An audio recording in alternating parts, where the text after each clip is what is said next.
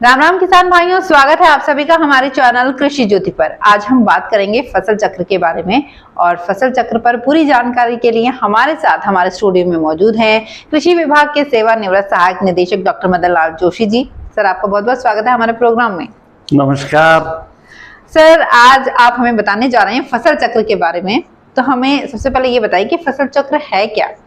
फसल चक्र किसान भाइयों को अपने खेत में जो फसलें बोते हैं, सावनी हाड़ी प्रचलित देसी शब्द हैं, खरीफ रबी जायद के। तो फसल चक्र का अर्थ ये है कि इन फसलों को बुआई करें तो किस क्रम में, किस भूमि पर कौन से क्रम में फसल बोएं, ताकि जो भूमि का भोजन है वो फसलें अपने हिसाब से ऊपरी सतह से लें या निचली सतह से लें। इसलिए भूमि के खेत में प्रत्येक बीघा में, मुरब्बों में फसलों को हेर फेर करके बोना फसल चक्र है। खरीफ में कभी कोई फसल तो कभी कोई रबी में, कभी कोई जायद में। इसको फसल चक्र कहते हैं। और फसल चक्र बुआई करने से भी उत्पादन में कुछ प्रतिशत किसान भाइयों को लाभ मिलेगा। मतलब जैसे रबी की फसलें हैं तो रबी की जो फसलें आती है उनको बदल बदल के करें, और खरीफ की फसलें हैं तो वो भी बदल बदल के लगाएं। जी जी जी, है ना। अच्छा, तो फिर इनके फायदे क्या होते हैं? फायदे फसलों की, चूंकि अनुसंधान पे सारा कुछ निर्भर है, विभिन्न फसलों की जड़ें हैं, उनकी गहराई यानी लंबाई नीचे जमीन में है, वो भिन्न भिन्न प्रकार की है। कपास नरमा है, इसकी गहरी जड़ होती है, 1-2 फुट की होती है। तो गेहूं चना की 6 इंच 8 इंच पे भी होती है।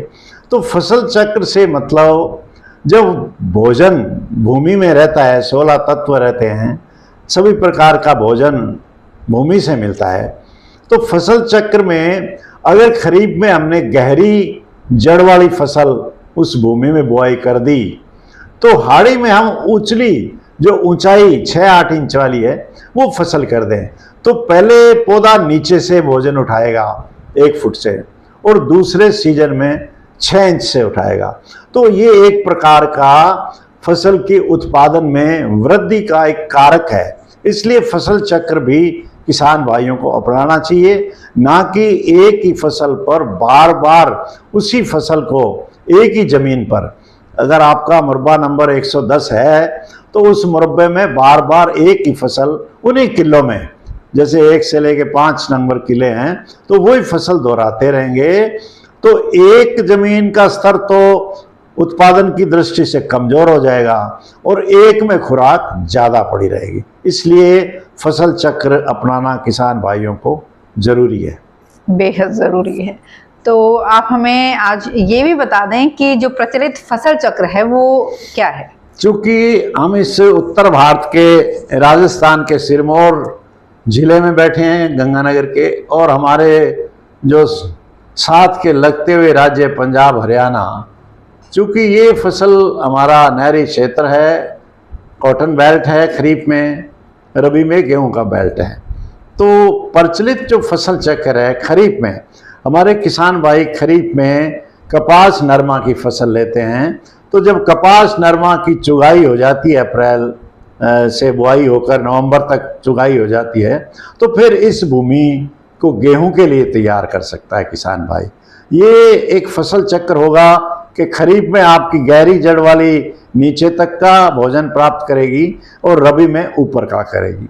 इसी तरह का हमारा जो एक प्रचलित फसल चक्र है ग्वार फसल का, मैं खरीफ की बात करूं, सावनी की बात करूं, तो ग्वार के अंदर पोषक तत्व बहुत होते हैं।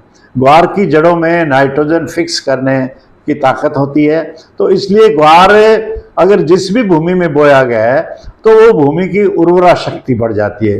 अब आप ग्वार के बाद भी गेहूं की फसल ले सकते हैं जो कि उत्पादन अच्छा होगा।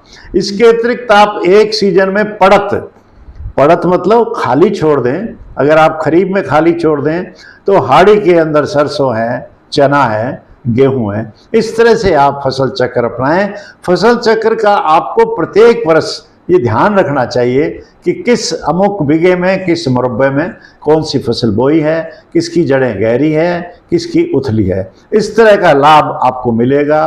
वायु का संचार भी होगा, फसलों में सूर्य की किरणें भी मिलेगी और भूमि की उर्वरा शक्ति भी बनी रहेगी। तो ये थी पूरी जानकारी फसल चक्र के बारे में। सर बहुत बहुत धन्यवाद आपका इस पूरी जानकारी के लिए। बहुत बहुत धन्यवाद।